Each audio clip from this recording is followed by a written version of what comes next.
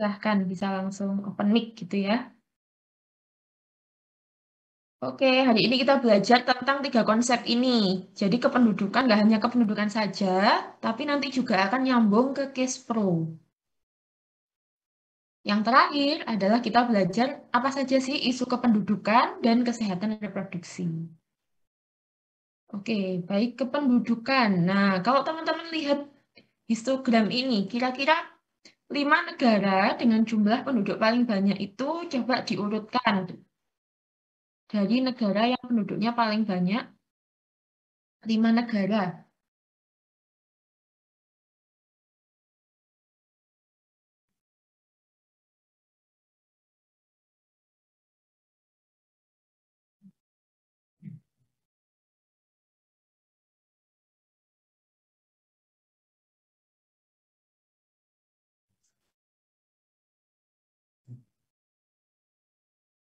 Coba negara mana saja nih, teman-teman?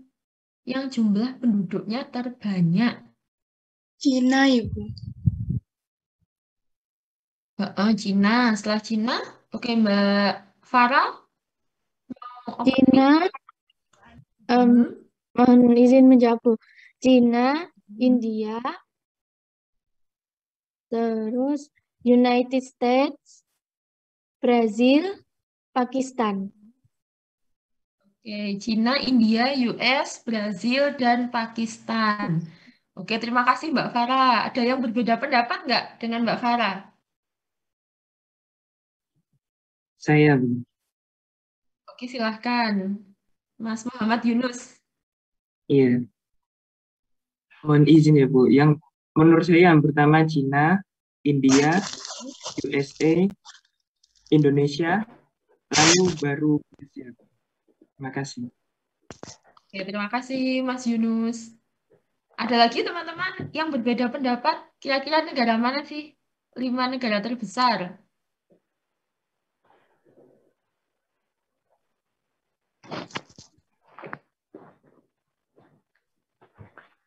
Izin menjawab, Ibu.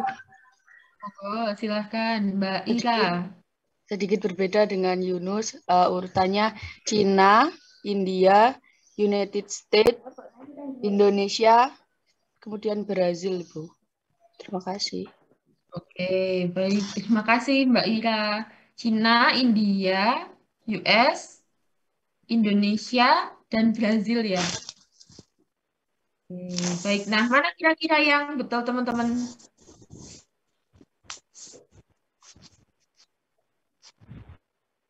Yang mana kira-kira? Yang betul adalah yang jawaban terakhir ya, yang Mbak Ira tadi. Jadi betul Cina, India, kemudian US, Indonesia, dan Brazil. Nah, jadi itulah tadi 5 negara dengan jumlah penduduk yang terbanyak. Nah, kira-kira kalau jumlah penduduknya banyak, dampaknya apa?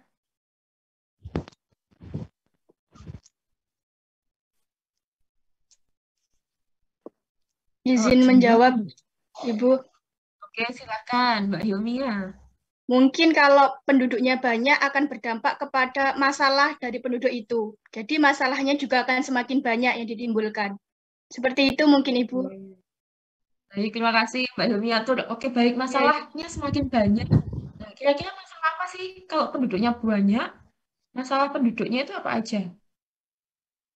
Masalah yang bisa ditimbulkan. Oke, Mbak Adwa. Silahkan Mbak Adwa. Mungkin salah satu masalahnya itu tentang kesejahteraan penduduk, Bu. Pasti akan semakin berkurang. Oke, kesejahteraan penduduknya akan semakin menurun. Baik, terima kasih Mbak Adwa. Siapa lagi yang mau raise hand? Mbak Ananda dan Mbak Uswatun. Silahkan Mbak Ananda dulu. Iya, Bu. Mungkin contoh dari menurunnya kesejahteraan itu semakin tinggi angka pengangguran, kriminalitas, sama memburuknya kondisi sosial yang lain. Baik. Terima kasih Mbak Ananda. Semakin tinggi angka kriminalitas sama memburuknya masalah sosial yang lain. Baik, Mbak Uswatun silahkan mau menambahkan. Izin menjawab, Bu, kalau terdapat banyak penduduk, maka pemerataannya kurang, maka kesehatannya juga berkurang seperti fasilitas kesehatan di ujung-ujung negara gitu, perbatasan, Bu. Terima kasih. Oke, baik, terima kasih Mbak Uswatun. Betul ya, teman-teman. Jadi itulah kenapa kita penting belajar sekali tentang kependudukan. Jadi dari data kependudukan tadi, misalkan nih, kita tahu kalau penduduk Indonesia pada tahun 2018 itu jumlahnya 266,8 miliar. Nah, efeknya apa sih? Jadi ketika dilakukan kajian demografi atau studi pendudukan, misalkan di situ tingkat kelahirannya tinggi, misalkan di NTT atau di Maluku. Nah, ternyata tingkat kelahirannya tinggi. Efeknya apa? Oh, efeknya nanti kalau pertumbuhan penduduknya tidak dikendalikan, otomatis nanti bisa menimbulkan banyak masalah. Nah, misalkan nih, tingkat kelahiran yang tinggi itu disebabkan karena penggunaan KB yang rendah. Kalau wanita usia subur atau pasangan yang sudah menikah, kemudian penggunaan KB-nya rendah, akibatnya apa? Akibatnya bisa terjadi kehamilan yang tidak diinginkan. Jadi misalkan nih dia nggak merencanakan hamil, tapi karena dia tidak menggunakan KB atau KB-nya tidak digunakan secara efektif, akibatnya dia hamil pasangan ini. Nah, ketika kehamilan itu tidak direncanakan atau disebut sebagai unwanted pregnancy, akibatnya panjang tuh teman-teman. Misalkan anaknya yang dulu itu masih umur 9 bulan, terus tiba-tiba ibunya hamil lagi. Nah, padahal di situ rahimnya kan belum kembali secara optimal. Jarak minimal untuk hamil lagi itu berapa? Ada yang tahu nggak? Izin menjawab, Ibu, 2-5 tahun. Oke, terima kasih Mbak Syakila. Betul, jadi minimal adalah 2 tahun. Jadi misalkan anaknya masih umur 9 bulan, ibunya hamil lagi. Akibatnya apa? Ketika nutrisinya tidak tercukupi, kemudian tingkat sosial ekonomi ibunya rendah. Nah, bisa mengakibatkan terjadinya pertumbuhan yang terhambat, bisa berakibat anaknya stunting. Kalau stunting kan urusannya malah panjang ya teman-teman, generasi yang dihasilkan tidak berkualitas, SDM-nya tidak produktif di masa mendatang. Nah, jadi jangka panjangnya seperti itu kalau kita belajar tentang kependudukan. Jadi teman-teman bisa merencanakan, misalkan tingkat kelahiran di suatu wilayah itu tinggi. Nah, maka perencanaan kita seperti apa? Oh, apakah kita membuat edukasi untuk peningkatan cakupan KB? Ataukah kita membuat edukasi untuk peningkatan usia pernikahan? Kayak gitu-gitu teman-teman. Itu adalah tujuan kita belajar tentang kependudukan. Oke, nah kalau diambil dari konsepnya, kata demografi itu berasal dari kata demos dan kata grafin. Jadi adanya penduduk dan kalau grafin itu yang ditulis. Jadi seluruh tulisan tentang penduduk itu disebut sebagai demografi. Nah, lalu apakah tentang penduduknya saja? Jadi kalau dari definisi berbagai ahli, secara keseluruhan itu kalau kita simpulkan bagaimana dari ketiga ahli ini, apakah yang dipelajari itu adalah penduduknya saja? Hal-hal apa sih yang dipelajari selain penduduknya?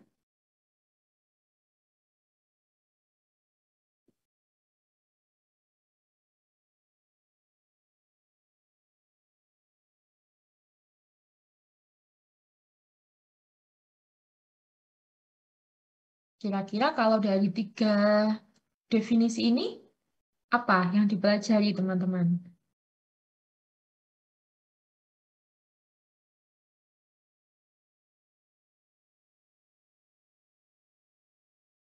Oke, Mbak Elsa Fira, silahkan. Mbak Elsa Fira. Terima kasih, Bu. Mohon izin menjawab nih, Bu. Kira-kira kalau yang dipelajarin itu tentang jumlahnya, tentang strukturnya, tentang jenis kelamin, perkawinan, angka kelahiran, terus juga kehamilan, kematian, mobilitas sosialnya itu sendiri. Begitu, Ibu. Oke, terima kasih Mbak Elsa Fira. Teman-teman yang lain, ada yang mau menambahkan? Silahkan. Coba saya mau dengar suaranya Mbak Maheswari.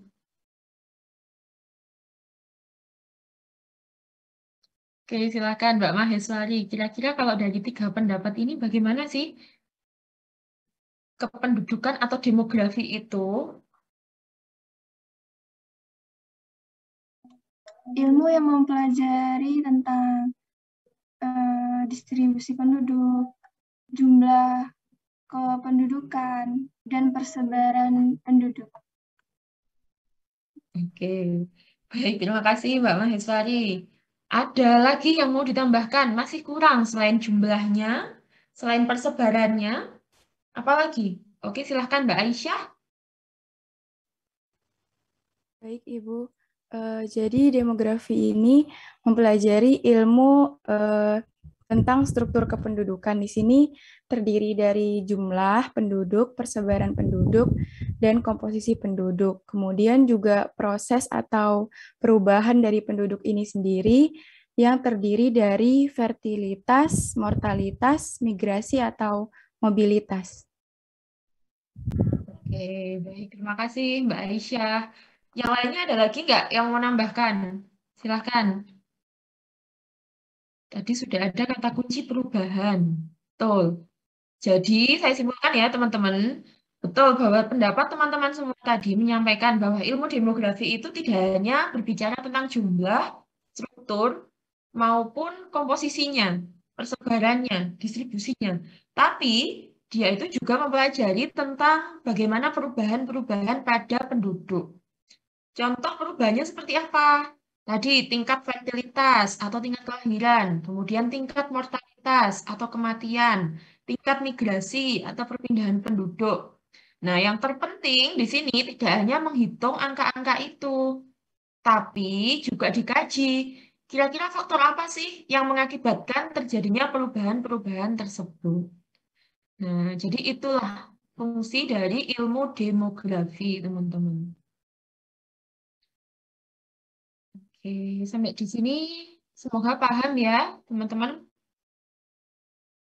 Nah, di konsep demografi itu ada yang namanya aspek kependudukan statis dan aspek kependudukan yang dinamis. Nah, bedanya apa antara yang statis dan dinamis? Kalau yang statis jelas ya, dia tidak akan berubah secara langsung. Tapi kalau dinamis, dia akan berubah secara reguler. Nah, jadi seperti yang saya sebutkan tadi di awal, kalau kependudukan itu tidak hanya belajar tentang jumlahnya saja, tapi juga tentang proses perubahannya. Gitu. Oke, ini konsep yang lain. Jadi tadi demografi mempelajari tentang aspek pendudukan statis dan dinamis. Kemudian dalam ilmu demografi itu tentunya kita tidak mempelajari populasi sebagai suatu individu, tapi sebagai suatu kumpulan. Jadi nilainya itu bukan per Mbak Syakila, Mbak Aisyah, Mbak Elsa Firan, bukan seperti itu. Tapi hitungannya misalkan per provinsi, secara nasional, per kabupaten. Nah, itu yang dihitung sebagai satuan demografi. Kemudian yang ketiga, kenapa kok demografi itu bersifat analitis matematis?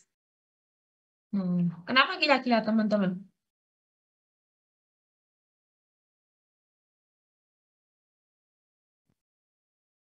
Ada yang tahu jawabannya?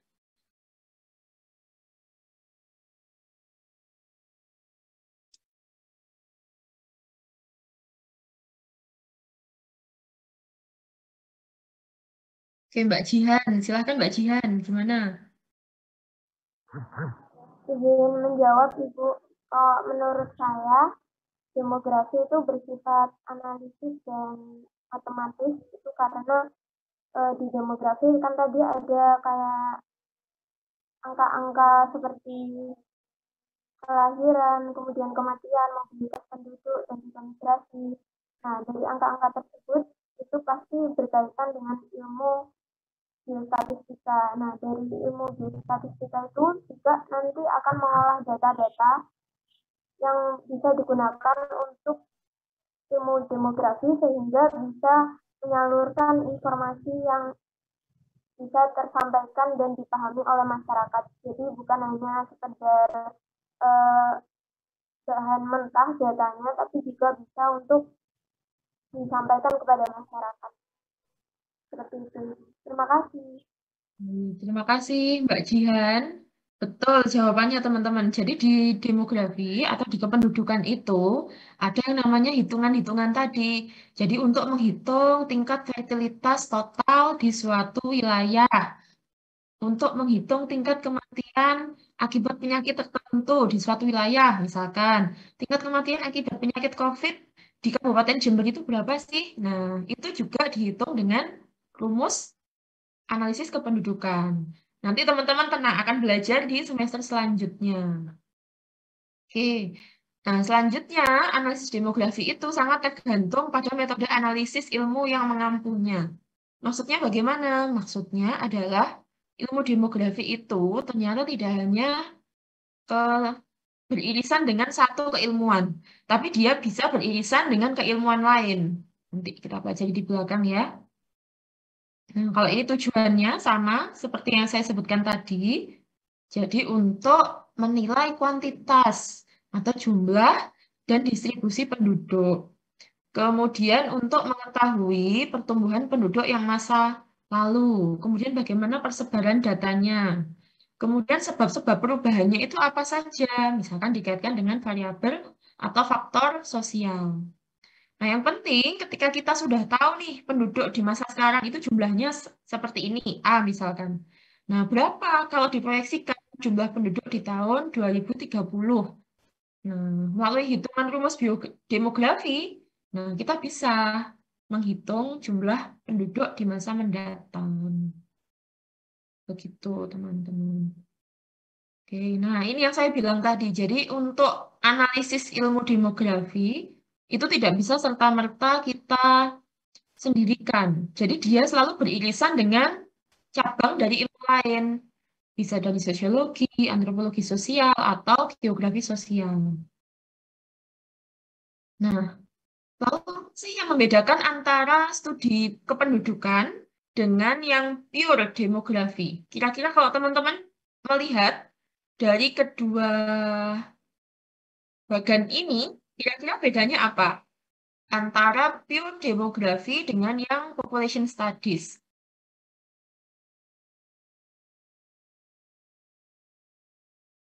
Oke, Mbak Wahyudiah Pratiwi, silahkan. Izin menjawab, Bu. Terletak pada kalau yang pure demografi itu variabel demografi, sedangkan yang studi tentang populasi itu menggunakan variabel non-demografi. Variabel demografi itu seperti umur, jenis kelamin, kelahiran, kematian, atau migrasi. Sedangkan non-demografi itu tingkat kemiskinan, tingkat pendidikan, status kesehatan, lifestyle, pendidikan, lingkungan politik. Seperti itu. Terima kasih. Oke, baik. Terima kasih Mbak Wahyudiah. Ada yang bisa memberikan contoh nggak? Kira-kira contoh realnya bagaimana sih? Kalau pure demografi sama yang population studies.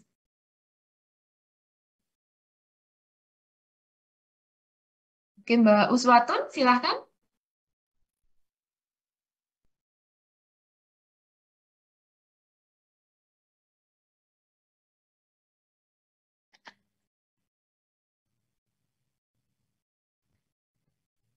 Mohon maaf, Mbak Uswatun, sepertinya suaranya belum terdengar. Coba didekatkan lagi mic-nya. Belum ya, teman-teman ya? Belum. Belum, Bu. Coba.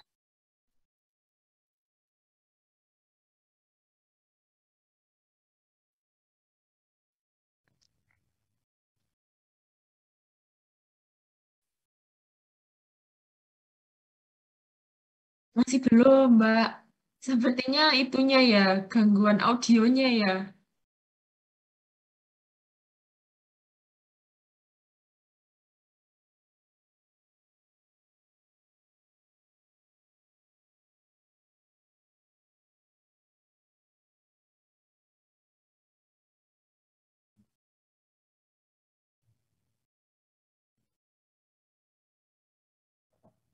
Oke, baik, nggak apa-apa, Mbak Uswatun.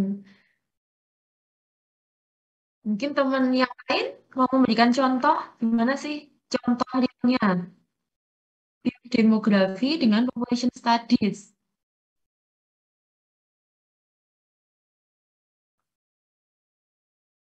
Oke, Mbak Yesinia, silakan. Mbak Yesinia, gimana? Mohon izin menjawab, Bu. Untuk contohnya yang pure demografi itu seperti hubungan antara naik turunnya tingkat fertilitas dengan struktur demografi yang ada di suatu daerah. Kemudian untuk yang population studies itu kayak dari psikologinya, kemudian tingkat ekonomi atau sosial ekonominya, kemudian dari geografisnya juga, gitu Bu. Terima kasih. Oke, baik, terima kasih Mbak Yesinia. Betul teman-teman. Jadi contohnya pure demografi, bedanya dengan population studies itu apa? Kalau pure demografi, itu kajiannya hanya fokus menghubungkan antara variabel demografi dengan variabel demografi. Contohnya, misalkan teman-teman mau menganalisis bagaimana sih hubungan antara tingkat kelahiran dengan umur wanita. Misalkan intervalnya dibuat umur 15 sampai dengan 19, kemudian 20 sampai dengan 24, sampai dengan masa menopause, misalkan pol umur 49 tahun. Nah, misalkan di situ teman-teman membuat penelitian atau membuat riset. Bagaimana sih kaitan antara tingkat fertilitas atau tingkat kelahiran dengan interval umur? Ada perbedaan nggak pada usia-usia tertentu? Itu namanya adalah pure demografi. Bedanya dengan population studies apa? Nah, kalau dengan population studies, di sini misalkan teman-teman mau mengadakan penelitian, menilai hubungan antara tingkat kelahiran atau tingkat fertilitas dengan tingkat pendidikan. Mohon maaf ya, rame ya. Ada melijo dan lain-lain. Baik, saya lanjutkan. Nah, jadi misalkan nih, teman-teman mau mengkaji hubungan antara tingkat kelahiran dengan tingkat status ekonomi atau tingkat pendidikan. Kira-kira teman-teman mau menilai, oh kalau orang yang tingkat pendidikannya rendah, apakah cenderung memiliki jumlah anak yang lebih banyak? Atau yang tingkat pendidikannya tinggi, tingkat kelahirannya juga rendah. Nah, apakah kayak gitu? Nah, itu adalah salah satu contoh dari population studies. Jadi menghubungkan antara variabel demografi dan variabel non-demografi. Oke, semoga paham ya teman-teman. Kurang lebihnya seperti itu. Nah, lalu materinya apa saja di kependudukan ini? Nah, jadi ada beberapa hal ini teman-teman. Nanti yang akan teman-teman pelajari di semester 2 dan selanjutnya, nanti akan diajarkan bagaimana menghitung fertilitas, menghitung mortalitas, menghitung migrasi. Nanti di semester selanjutnya, semester 4, akan diajarkan tentang perkawinan dan perceraian, bagaimana cara menghitungnya, bagaimana kebijakannya. Nah, jadi itu. Oke, kalau kita kaitkan dengan public health itu kan fokusnya pada disease prevention dan promotion. Tentunya tidak di individu, tapi harus di komunitas. Ranah teman-teman di bagian yang mana? Jadi teman-teman itu ranahnya di bagian B ya, di primer, terkait health promotion and specific protection. Kalau di C dengan D, ini ranahnya tenaga medis, seperti dokter, spesialis, dan lain-lain. Oke, nah lalu apa kaitannya antara demografik dengan public health? Nah, yang pertama, kaitannya adalah kalau struktur umurnya berbeda dan jenis kelaminnya berbeda, pasti nanti masalah kesehatan yang dialaminya pun akan berbeda. Contohnya nih, anak-anak dengan lansia, pasti masalah kesehatannya berbeda kan? Wanita usia subur dengan wanita menopause, nah pasti masalah kesehatannya berbeda. Nah, kemudian yang kedua, bagaimana kaitannya? Jadi ketika kita tahu rata-rata jumlah pertumbuhan penduduk di suatu wilayah itu misalkan tinggi, nah kita bisa merencanakan kebutuhan vaskes di masa mendatang itu seperti apa. Contohnya sekarang, setelah pandemi COVID ini. Nah, kemudian teman-teman misalkan melakukan kajian. kira-kira di wilayah mana sih yang jumlah penduduknya berkurang akibat pandemi COVID ini? Atau malah ada yang jumlah penduduknya semakin banyak akibat pandemi COVID ini. Misalkan karena angka KB-nya pada pandemi COVID ini turun, akibatnya banyak kehamilan yang tidak diinginkan. Bisa jadi baby booming, jadi lebih banyak anak yang lahir malahan saat pandemi COVID. Yang ketiga, ketika teman-teman belajar demografi, teman-teman bisa menganalisis bagaimana kira-kira kaitannya migrasi dengan masalah kependudukan. Contohnya sekarang yang lagi hits itu yang ada Taliban itu ya. Jadi yang penduduknya bingung untuk bermigrasi ke negara lain. Begitu, teman-teman. Oke, baik. Sampai di sini ada yang mau ditanyakan dulu terkait kependudukan? Ada yang dibingungkan nggak? Sudah clear?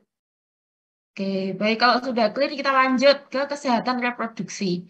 Oke, sekarang saya mau tanya dulu, kira-kira apa sih hal pertama yang teman-teman pikirkan ketika mendengar kata kesehatan reproduksi?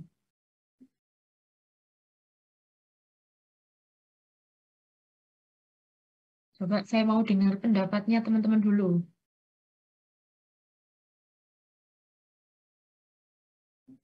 Apa kata pertama kali yang terdengar atau yang terfikirkan, yang terlintas di pikiran teman-teman ketika mendengar kata tentang case pro?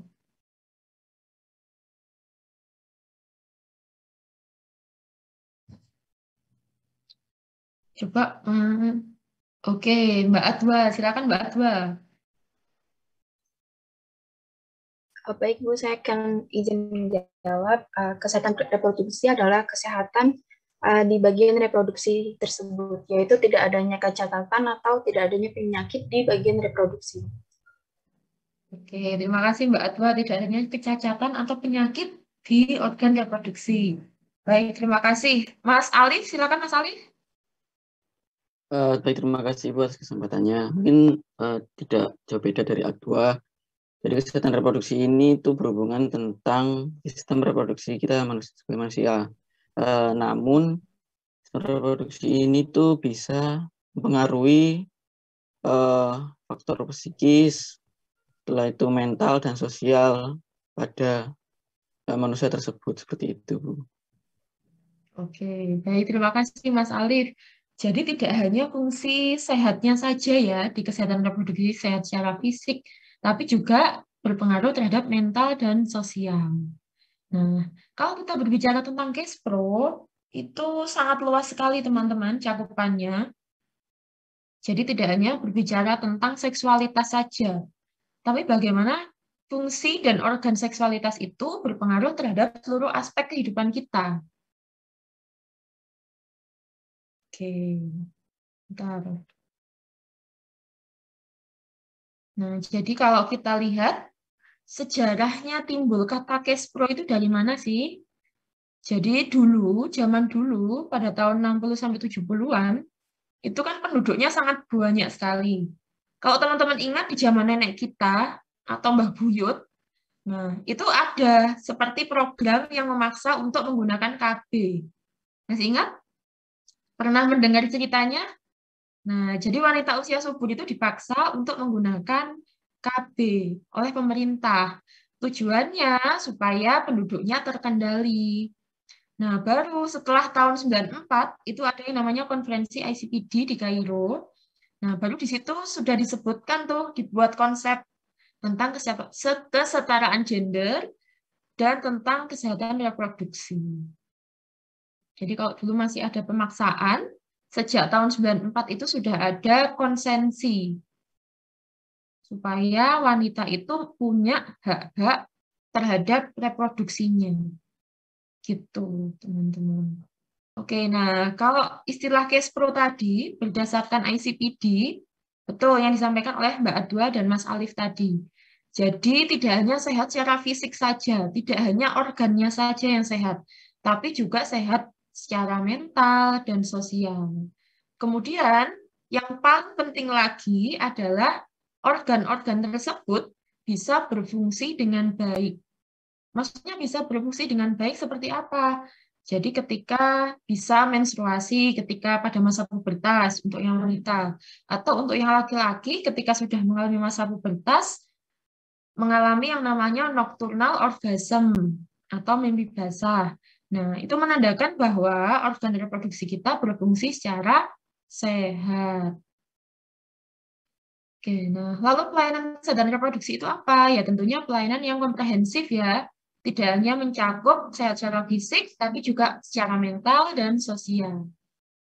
Nah, kemudian syarat reproduksi yang sehat itu bagaimana? Yang pertama jelas ya, kalau tidak ada kelainan anatomis atau fisiologis. Kalau anatomis itu adalah kelainan bentuk atau morfologinya.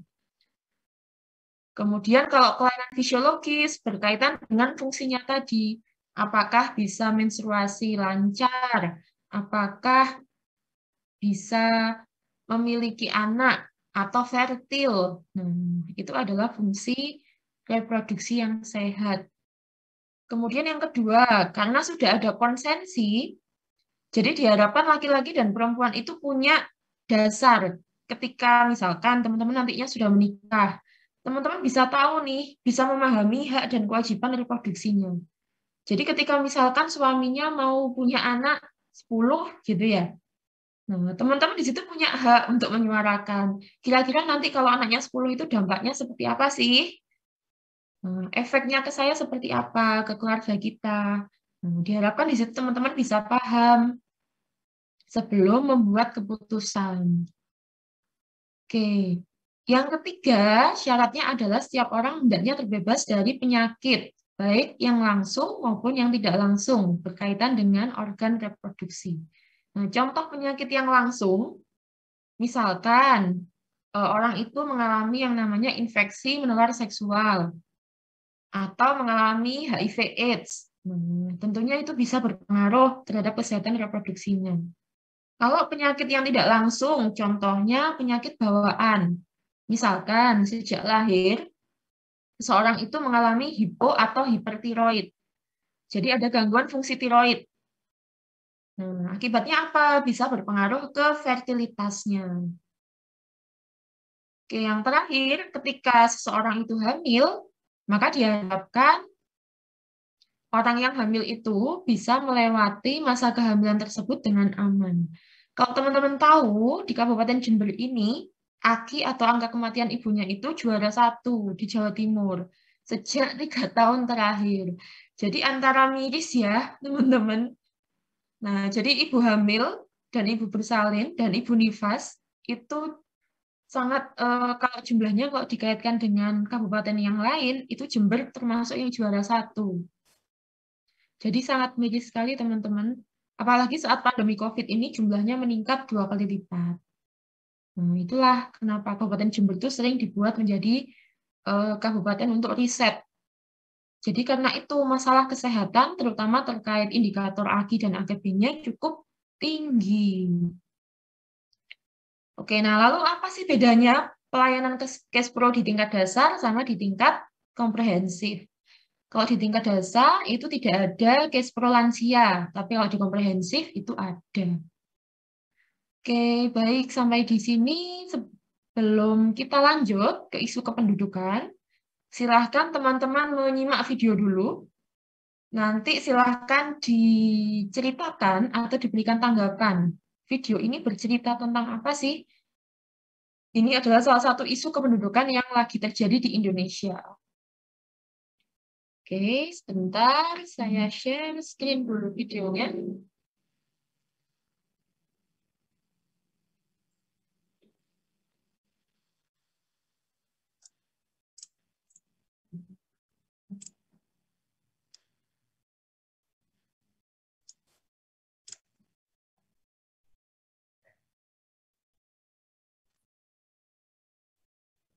Oke, silakan teman-teman menyimak. Hai sobatku, kamu sudah pernah dengar istilah bonus demografi yang kerap kali jadi topik pembicaraan di berbagai diskusi? Jadi, era bonus demografi itu terjadi ketika struktur penduduknya didominasi dengan penduduk usia produktif 15 hingga 64 tahun. Nah, berdasarkan data, 65% dari total penduduk di Asia Tenggara adalah usia angkatan kerja produktif.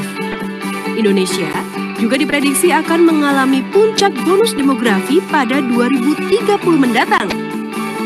Kalau yang produktif ada sebanyak itu, tapi lapangan pekerjaannya terbatas, repot juga dong.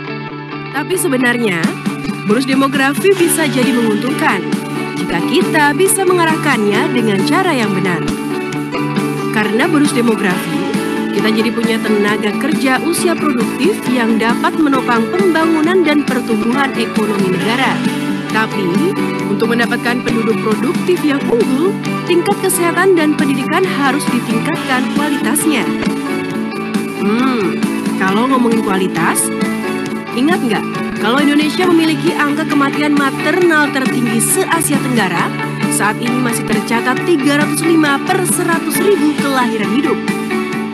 Belum lagi, kasus kurang gizi kronis atau stunting, penyakit infeksi dan penyakit degeneratif yang juga makin meningkat. Kalau melihat permasalahan seperti itu, kita harus mencegahnya melalui peran keluarga berencana atau KB. Melalui program KB, para keluarga dapat merencanakan kehamilan dan kelahiran demi mewujudkan keluarga yang berkualitas. Eits, belum selesai. Masih ada satu masalah lagi nih, tentang distribusi penduduk Indonesia yang belum merata. Penyebaran penduduk di Indonesia cenderung terkumpul di Pulau Jawa sebanyak 58%. Konsentrasi terpadat penduduk terutama di daerah ibu kota dan di kawasan urban. Sementara, masih banyak wilayah pulau terluar di perbatasan yang kosong tanpa penduduk. Tapi kenapa ya, banyak banget penduduk yang mau tinggal di ibu kota? Padahal, jika semakin padat kotanya, bisa mengganggu daya dukung dan daya tampung lingkungan tersebut.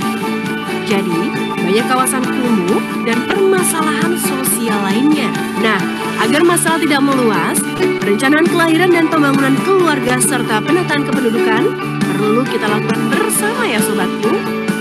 Tetap tersenyum dan penuh semangat menyongsong hari esok ya.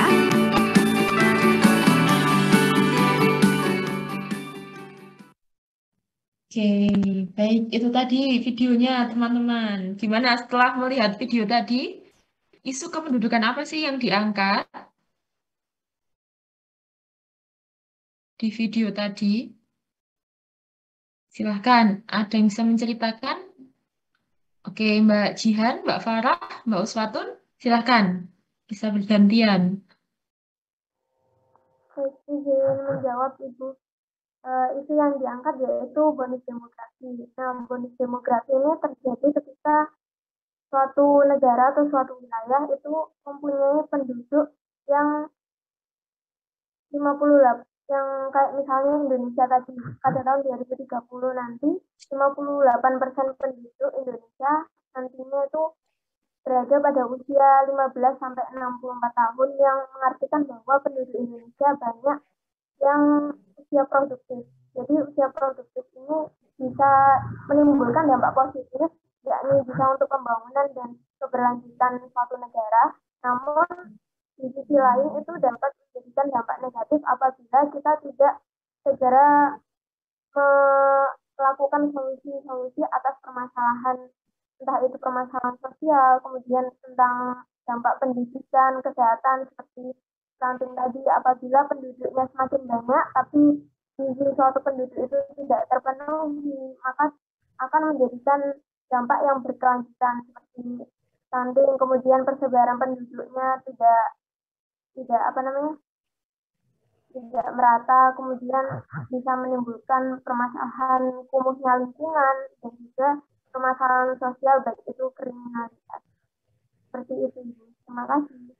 Oke, baik. Terima kasih Mbak Jihan. Monggo silahkan Mbak Farah. Izin menjawab, Bu. Pada diri tahun 20 akan mengalami bonus demografi, yaitu usia orang yang produktif itu akan meledak dan akhirnya timbul masalah tentang lapangan pekerjaan. Tapi selain itu juga ada masalah kesehatan dan pendidikan. Lalu ada kematian ibu, ada 305 dari 100.000.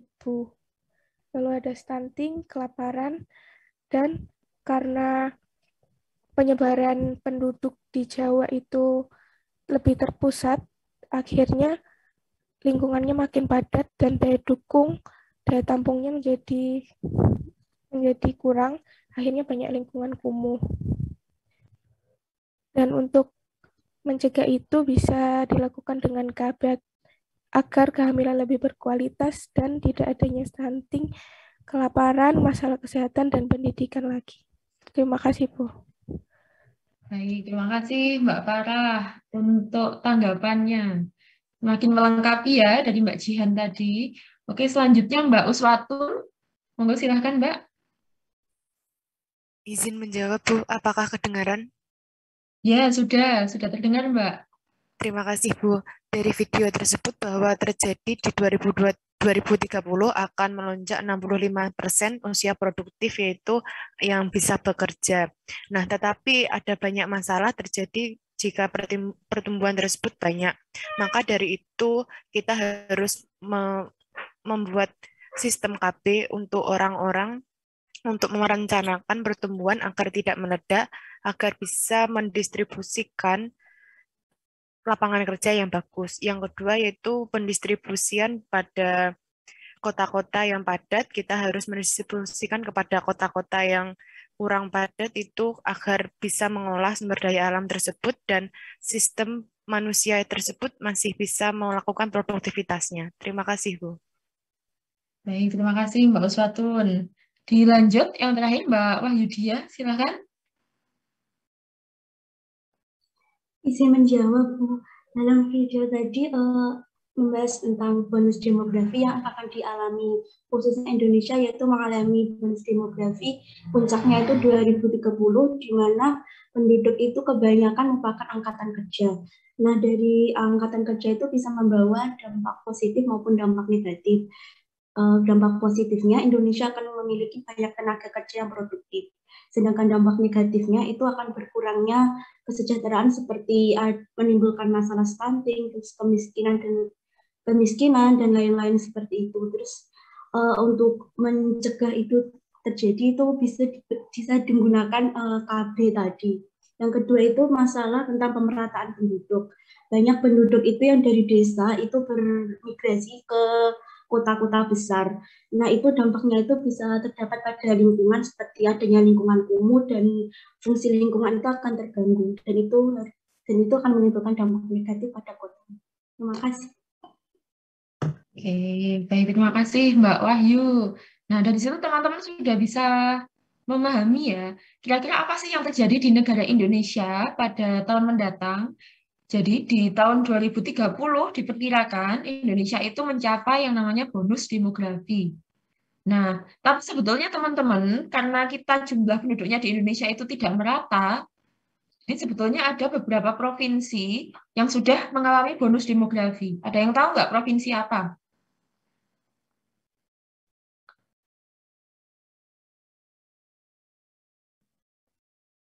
Belum tahu? Jadi rata-rata provinsi yang di Pulau Jawa, Jawa Timur, DIY, itu sudah mengalami bonus demografi, teman-teman. Jadi memang tidak harus bersamaan di tahun 2030, tapi sudah ada provinsi yang mendahului. Jadi provinsi kita di Jawa Timur, itu saat ini sudah mengalami bonus demografi. Nah, dampaknya apa kalau tidak dimanfaatkan dengan baik?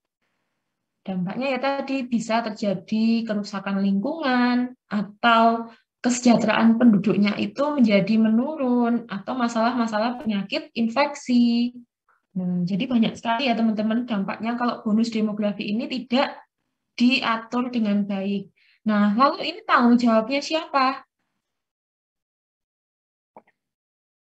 Jadi kalau untuk instansi pemerintah yang menangani terkait kependudukan, itu ada yang namanya istilah BKKBN, teman-teman. Kalau teman-teman ingat. Jadi di BKKBN itu fokus untuk menangani masalah kependudukan di Indonesia. Nah, kalau dulu kan tagline-nya adalah 2 anak cukup. ya kan? Nah, kalau sekarang itu ada 2 tagline-nya. Jadi 2 anak itu lebih sehat dan ada yang namanya berencana itu keren. Ada yang tahu nggak? Coba teman-teman nanti buka di YouTube-nya BKKBN. Nah, di situ itu ada. Jadi slogannya supaya bisa menjaring generasi muda seperti teman-teman ini, berencana itu keren. Jadi sejak sebelum menikah itu sebaiknya direncanakan punya anak berapa, jaraknya berapa, gitu. Jadi supaya teman-teman ada arahan, nggak moro-moro menikah dini, punya anak. Nah, nggak gitu teman-teman. Oke, saya lanjutkan ya. Tinggal sedikit lagi materinya. Jadi betul kalau bonus demografi itu ketika jumlah penduduk usia yang produktif lebih banyak dibandingkan yang tidak produktif. Jadi di situ diharapkan bisa menanggung beban dari jumlah penduduk yang tidak produktif. Kalau ini dikaitkan dengan COVID-19. Jadi kalau teman-teman search di Google, ternyata pada saat masa pandemi itu, angka kehamilannya itu cukup tinggi. Oke, ini sepertinya ada suara yang bocor. Oke, Mbak Nafas, sebentar saya mute dulu. Jadi ketika pandemi, itu ternyata angka kehamilannya itu meningkat. Angka kehamilan tidak diinginkannya meningkat. Nah, ini bisa jadi nih salah satu yang berperan dalam bonus demografi. Tapi apakah kehamilannya meningkat itu diiringi dengan perencanaan dan perawatan kehamilan yang baik? Nah, belum tentu. Ini bisa jadi masalah atau bisa jadi untung. Oke, nah sekarang kita beranjak ke isu cash pro.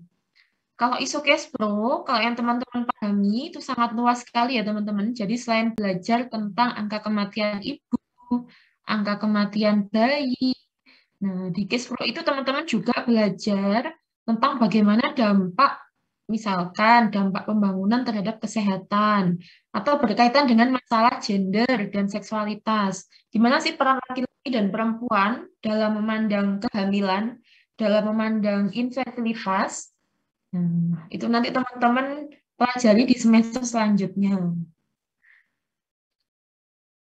Isu cash pro yang lain apa? Jadi terkait dengan infeksi menular seksual.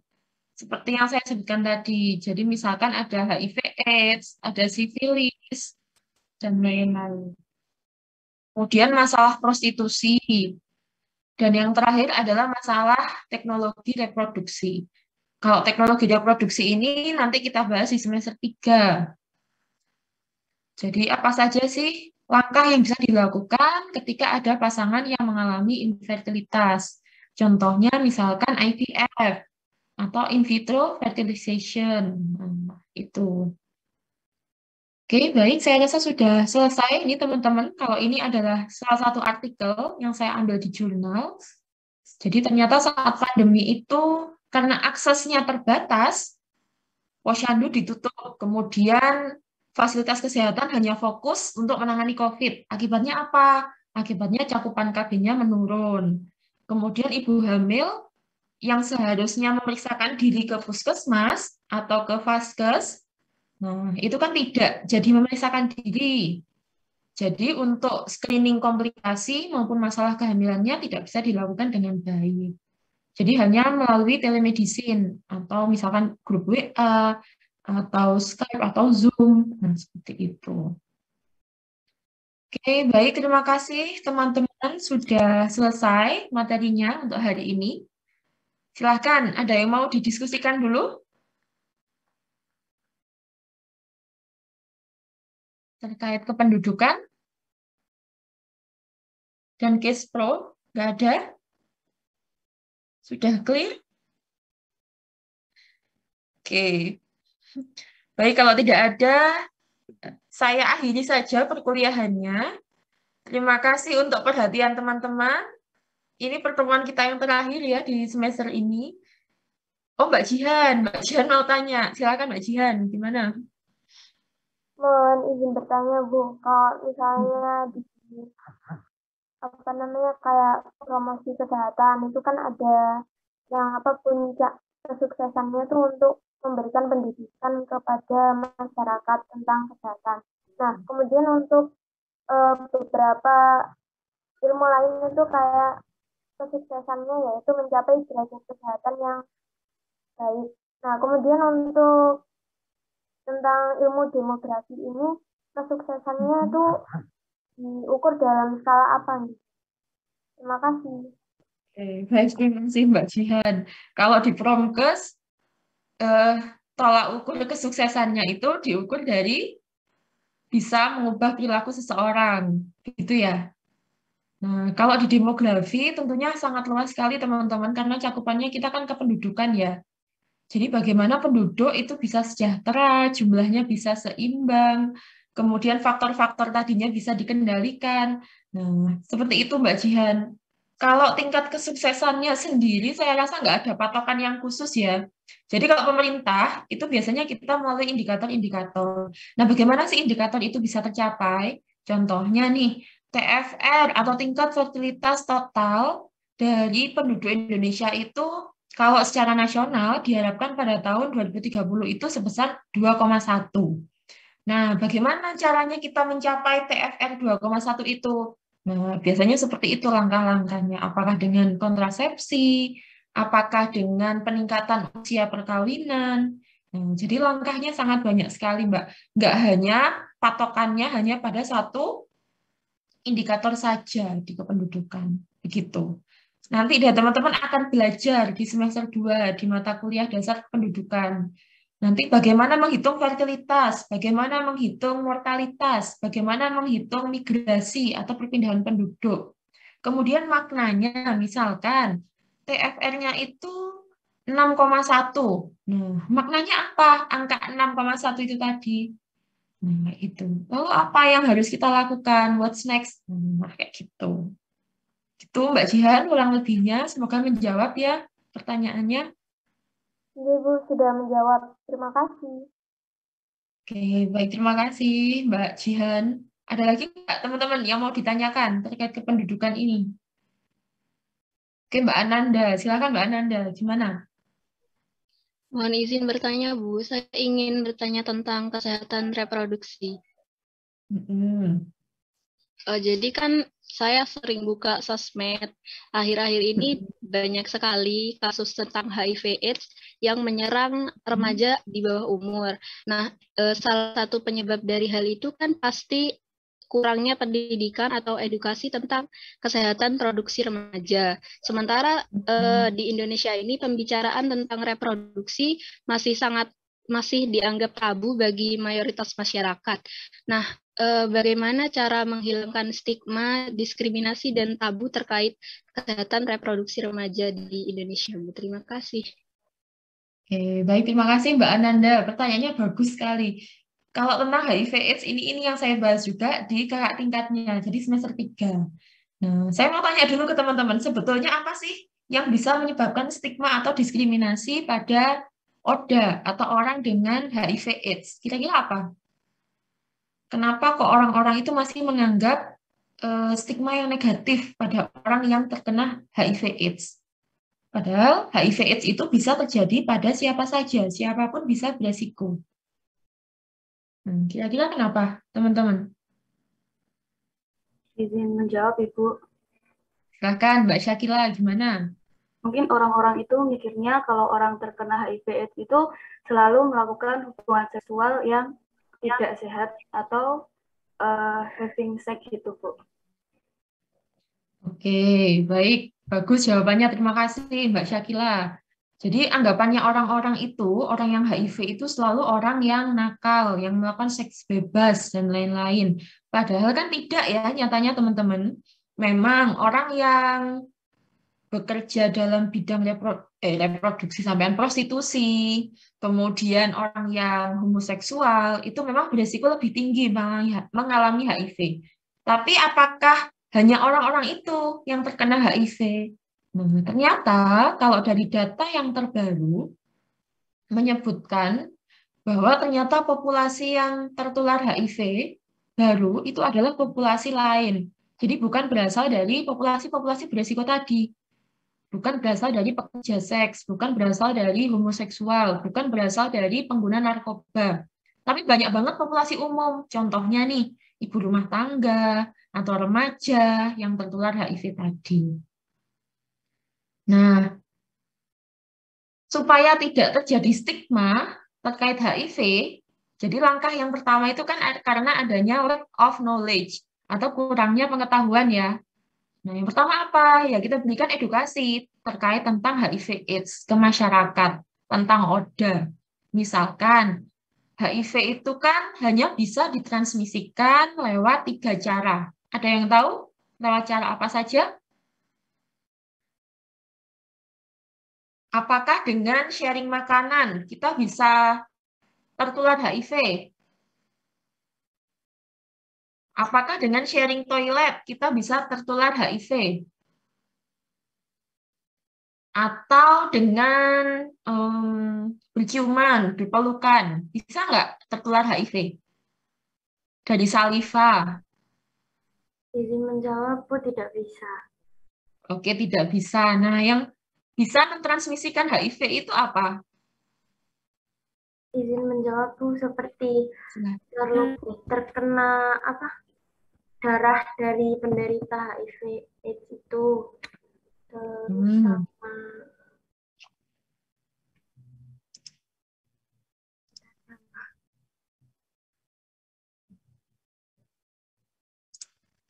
apalagi selain tertular darah. Jadi bisa karena 3 cara teman-teman penularan HIV itu. Kalau teman-teman ikut komplit, nanti pasti tahu ya. Nah, jadi melalui hubungan seksual atau seksual kontak, kemudian penularan dari ibu ke bayi, baik melalui kehamilan, persalinan, menyusui, sama yang terakhir adalah penularan melalui jarum suntik pada pengguna narkoba. Jadi sebetulnya untuk transmisinya hanya itu saja, teman-teman. Nah, ini yang perlu teman-teman tekankan ke masyarakat, ke orang-orang yang belum paham atau mengalami miskonsepsi tentang HIV. Jadi rata-rata orang yang belum paham HIV itu seperti terstigma bahwa HIV itu hanya terkena pada orang tertentu, hanya bisa dialami oleh orang tertentu. Terus kalau kita sharing makanan, sharing toilet, kita berenang bareng, nah itu bisa menular HIV-nya. Itu adalah salah satu tugas kita, teman-teman, untuk mengedukasi masyarakat di sekitar. Jadi bagaimana supaya stigma HIV itu bisa berkurang dan diskriminasinya juga bisa menurun. Begitu Mbak Ananda, semoga menjawab ya. Kurang lebihnya seperti itu. Baik, Bu, terima kasih. Oke, sama-sama Mbak Ananda. Silahkan Mbak Elsafira. Baik, Ibu, terima kasih kesempatannya. Mohon izin bertanya, Bu. Terkait angka kelahiran, angka kematian maupun pada ibu ataupun pada anak itu kan termasuk ke dalam SDGs yang poin 3 target 7 ya Bu ya. Nah, terkait pada saat pandemi sekarang yang tadi Ibu jelaskan yang COVID terus posyandunya tutup jadinya nggak bisa KB-nya tuh turun gitu, terus kelahirannya naik. Nah itu bagaimana Bu? Itu kan sudah kejadian gitu, terus bagaimana cara mengatasi tahap selanjutnya gitu? Terima kasih, Bu. Oke, baik. Baik, terima kasih pertanyaannya Mbak Elsafira. Bagus banget nih pertanyaannya. Nanti ada kaitannya sama semester selanjutnya. Jadi teman-teman, kalau misalkan ada bencana, seperti saat ini ya, baik bencana alam ataupun pandemi, nah untuk hitung-hitungan TFR, hitung-hitungan tingkat mortalitas, itu biasanya disesuaikan, Mbak. Jadi kita nggak hanya memandang pada saat pandemi, karena memang kan kalau pandemi, tingkat mortalitasnya sangat naik sekali. Nanti setelah pandemi kan belum tentu bagaimana tingkat mortalitasnya. Nah, jadi biasanya kalau di kependudukan itu digunakan hitungan rata-rata 2 tahun. Nanti dari semester selanjutnya teman-teman akan belajar bagaimana rumusnya. Begitu. Kemudian bagaimana cara interpretasinya. Nah, lalu hal apa yang bisa dilakukan? Ya, tentunya tergantung kebijakan spesifik dari pemerintah ya, Mbak ya. Di daerah itu. Misalkan antara Kabupaten Jember dengan kabupaten lain, tingkat PPKM-nya misalkan berbeda level. Nah, apa yang harus dilakukan? Berarti kan tentunya spesifik sesuai dengan masalah di masing-masing wilayah. Begitu Mbak Elsafira, semoga membantu ya. Tapi kalau di lapangan, untuk saat ini, kalau saya turun riset beberapa waktu yang lalu, seperti posyandu, seperti Poskesdes di wilayah-wilayah desa itu sudah mulai dibuka kembali. Jadi kalau pada saat pandemi COVID yang lagi puncaknya naik-naiknya itu sekitar bulan Juni sampai dengan September, nah itu kan ibu hamilnya nggak boleh tuh periksa ke Vaskes. Posyandu aja bahkan nggak dibuka. Tapi kalau sekarang sudah dibuka lagi. Jadi untuk imunisasi, pemeriksaan ibu hamil, itu sudah dibuka lagi. Karena kasusnya sudah menurun. Itu Mbak Elsafira, semoga menjawab ya pertanyaannya. Terima kasih banyak Ibu. Oke, baik sama-sama. Silahkan teman-teman, ada lagi nggak yang mau didiskusikan? Mbak Ananda, mau bertanya lagi? Tidak, Bu, mohon maaf terpencet on mic. Oke, baik. Nggak ada ya yang mau ditanyakan? Masih jam 8.13. Oke, terima kasih teman-teman semuanya. Kalau sudah clear, saya akhiri kuliah kita hari ini. Wassalamualaikum warahmatullahi wabarakatuh. Waalaikumsalam warahmatullahi wabarakatuh. Terima kasih Terima kasih banyak, Bu. Terima kasih Bu.